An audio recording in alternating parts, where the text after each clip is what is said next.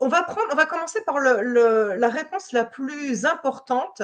Donc, la question que j'avais posée, c'est quelles énergies négatives redoutez-vous le plus? Et la réponse la plus importante que j'ai eue, mes propres démons intérieurs, mes faces sombres. Et oh, que vous avez eu, de toute façon, vous avez eu raison de répondre tout ce que vous avez dit, hein. Ils sont tous aussi importants les uns que les autres. Mais bien sûr, si on n'a pas vaincu, entre guillemets, parce que ce n'est pas le bon mot, vaincre, si on ne s'est pas réconcilié avec nos propres démons intérieurs et nos faces sombres, eh bien, de toute façon, on ne peut pas avancer et on ne peut pas être souverain pour combattre le reste de l'ombre. Donc, c'est important de commencer par ça.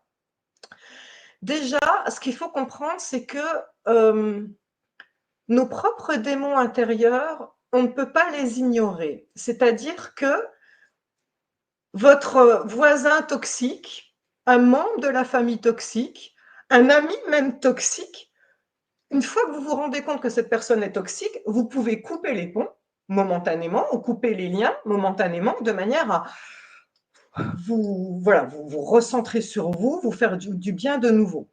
Mais avec nos démons intérieurs, on ne peut pas faire ça. C'est nous. On ne peut pas couper les ponts avec nous. Et quand bien même, je vous invite à ne jamais couper les ponts avec vos parts sombres. C'est-à-dire s'il y a un personnage que vous détestez en vous, par exemple la personne qui se met facilement en colère, ou la personne faible, entre guillemets, ou la personne qui se sent coupable, mais il ne faut surtout pas couper les ponts avec ce personnage-là, c'est vous.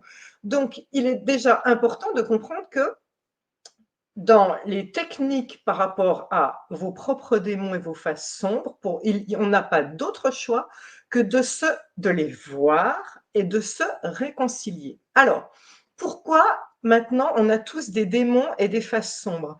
Il est important que vous compreniez que c'est normal et qu'on n'est pas pour autant plus bête qu'un autre quand on reconnaît qu'on a des faces sombres et qu'on a des démons intérieurs, parce que déjà, dans la science, on va dire, alors ça dépend de quelle science on se réclame, mais il y a différents noms qu'on donne à ça. Il y a 3 entités en nous. Il y a l'enfant intérieur. Pour nous, les guérisseurs, l'enfant intérieur, c'est le petit Peter Pan en nous, le petit prince en nous. C'est notre capacité d'émerveillement et notre capacité de créativité. Et notre enfant intérieur, qu'on ait 10 ans, 5 ans ou 80 ans, on l'a toujours. Et le siège de notre enfant intérieur, il loge dans notre ventre. Il faut savoir que, je fais le lien avec ce que tu as dit, Didier, tout à l'heure, notre ventre, c'est là donc il y a notre enfant intérieur. À chaque humiliation, à chaque traumatisme de la vie, c'est votre enfant intérieur qui est impacté. Ça, c'est la première chose à comprendre. Et comme par hasard, c'est là qu'il y a le microbiote. Il faut savoir que ce microbiote est la cause des déséquilibres dans le microbiote, est la cause de toutes les maladies auto-immunes.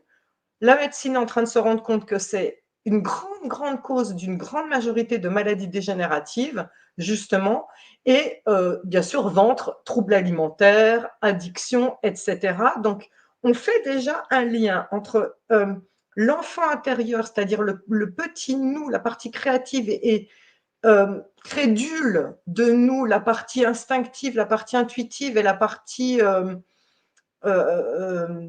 innocente, on va dire, de nous, se fait impacter à chaque traumatisme de la vie. Donc, ça, premier personnage en nous, l'enfant intérieur, qu'on le veuille ou non. Deuxième personnage en nous, ça va être l'adulte. L'adulte, c'est la partie de nous qui est capable de raisonner, de faire un tableau de plus et de moins, de prendre des décisions et d'assumer ses décisions. Et il y a aussi en nous, troisième partie, le parent. Le parent, c'est dès qu'on commence une phrase avec tu devrais, tu devrais blablabla, c'est le parent en nous, ou quand on a cet élan de prendre soin des autres, c'est le parent en nous. Donc il y a ces 3 entités. Donc déjà, forcément, s'il y a 3 entités en nous, il y a possibilité qu'au moins un des 3 commence déjà par nous titiller et nous montrer des faces. Il y a 3 possibilités de faces déjà différentes en nous, ok? Mais pas que. Là, je vais vraiment vous montrer on est tous normaux, parce que je pense que certains d'entre vous se posent des questions en se disant « Oh mon Dieu, est-ce que c'est pathologique ce que j'ai ?» Je m'explique.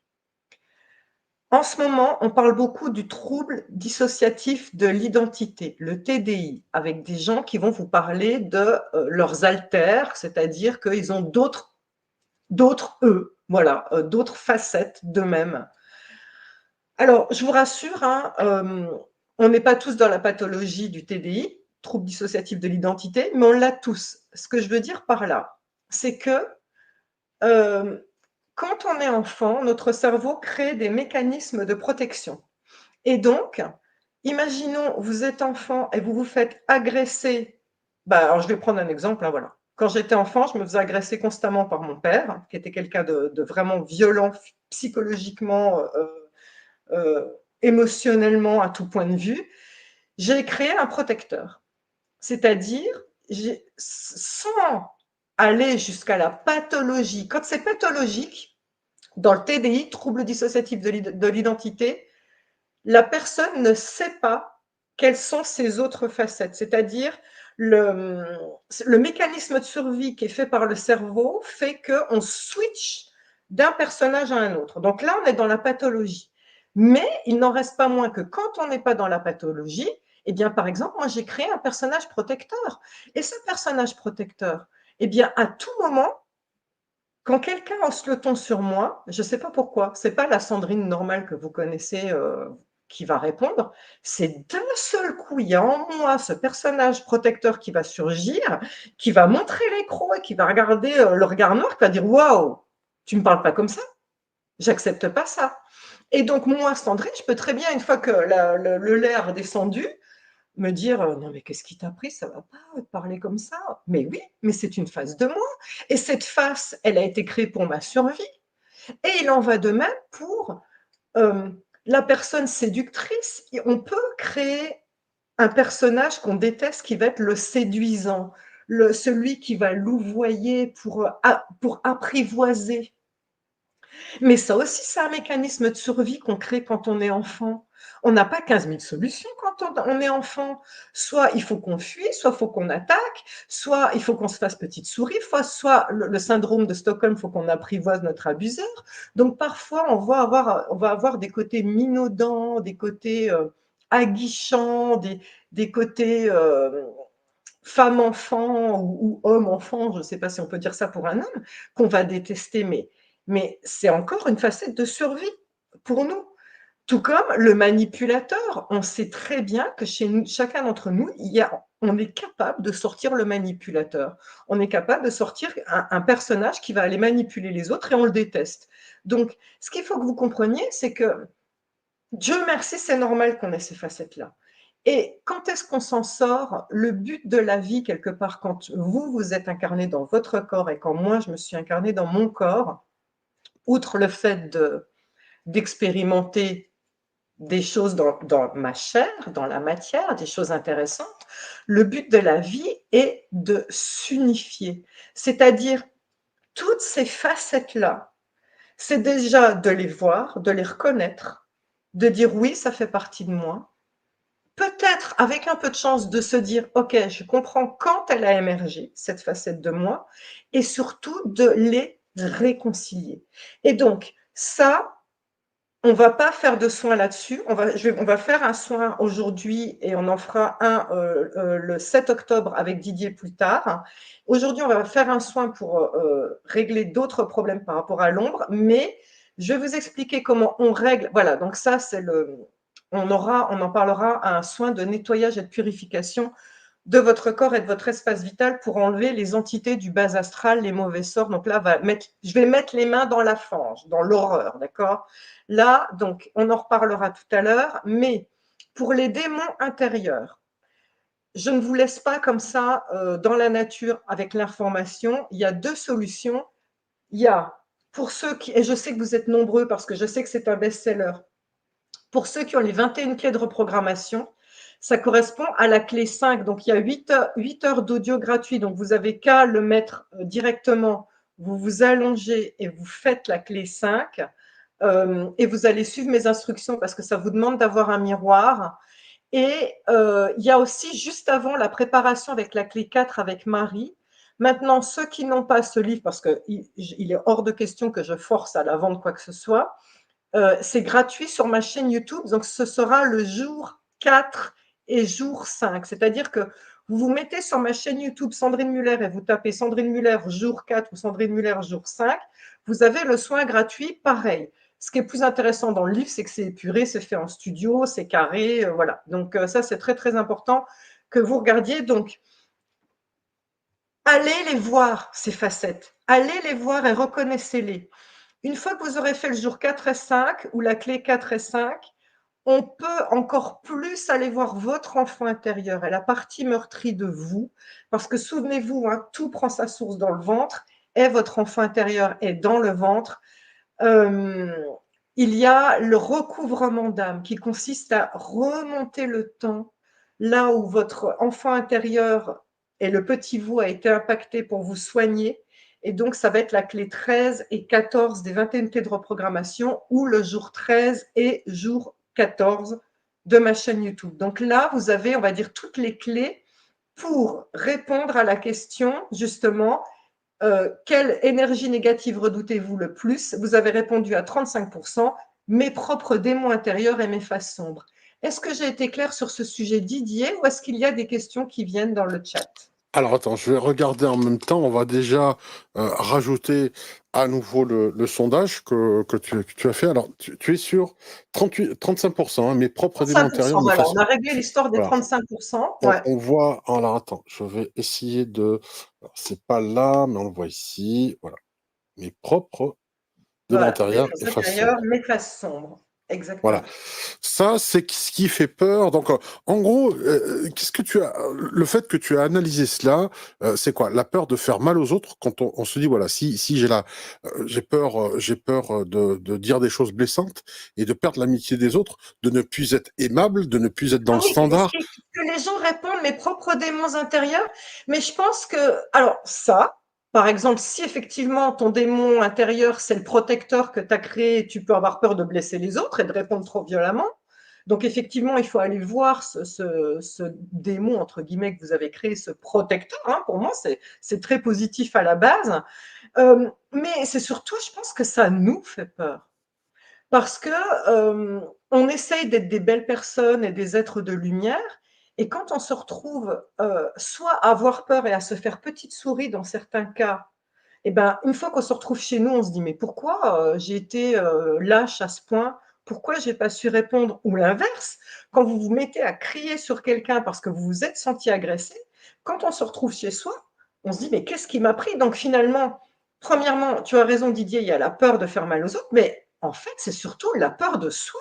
C'est de se dire comment j'ai pu réagir de cette manière. Et encore une fois, c'est normal. Il faut vraiment que vous acceptiez ces parts sombres et insécures de vous et de vous dire, mais c'est moi, je dois en être fière simplement en les rassemblant en vous, en les voyant avec beaucoup d'amour, eh bien, vous saurez hum, les dompter, c'est pas le bon mot, les apprivoiser, les animer et les faire sortir, un peu comme un marionnettiste, les faire sortir quand il faut et un peu plus les maîtriser. C'est-à-dire, ce sera vous, moi Sandrine ou toi Didier ou vous, voilà, qui direz, OK, là je suis face à quelqu'un qui est en train de m'agresser. Plutôt que de laisser jaillir le volcan tout seul, vous allez dire, je vais aller chercher le protecteur en moi, mais par contre, je vais le faire en conscience. Comme ça, vous êtes vraiment un peu maître de ce qui se passe. Vous voyez ce que je veux dire? C'est ça qui est important. Est-ce qu'on est bon sur ce sujet? On est bon sur ce sujet. En gros, tu es en train de dire, il y a une télécommande, c'est un peu comme, voilà, donc on va doser, voilà, comment on va faire appel à ce protecteur. Moi, j'aime bien cette idée Voilà. de protecteur, un persona qu'on invite. On a tous Mais on l'a des tous, hein. carapaces à un moment donné, hein, voilà. On l'a tous, Alors, sauf que des fois, il nous fait peur, mais on l'a, hein. C'est obligatoire. Hein.